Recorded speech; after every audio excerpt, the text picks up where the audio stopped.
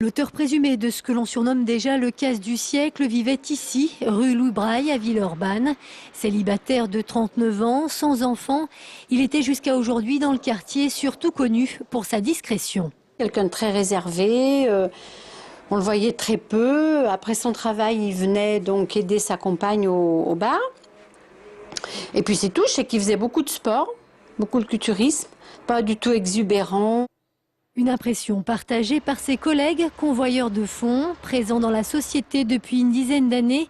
Tony Musulin n'avait, semble-t-il, jusqu'ici jamais fait parler de lui. C'était quelqu'un de discret, qui faisait pas de bruit, qui faisait son sport, qui cherchait pas d'ennui, quoi, voilà. Vous savez, j'ai fait 13 ans dans le convoyage de fonds, j'étais délégué syndical, j'ai vu arriver des gens, des fois, qu'on se posait un peu des questions sur leur comportement, mais lui, a priori, moi, personnellement, je m'en suis jamais posé de questions sur son comportement. Et pourtant, l'homme discret avait, d'après une source proche de l'enquête, une vie moins calme qu'elle n'y paraissait. Propriétaire de belles voitures, Ferrari notamment, il vivait, semble-t-il, au-dessus de ses moyens.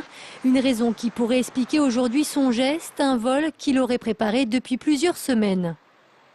On est allé faire une perquisition chez ce garçon et on a eu la surprise de découvrir un appartement quasiment inoccupé, presque nettoyé comme si quelqu'un avait préparé sa fuite. On a un certain nombre d'éléments qui nous laissent à penser que peut-être il y a eu des comptes qui ont été vidés, mais c'est une première appréciation que nous avons par rapport à la vérification. Mais ça confirmerait un peu la prédétermination et la préparation de ce vol.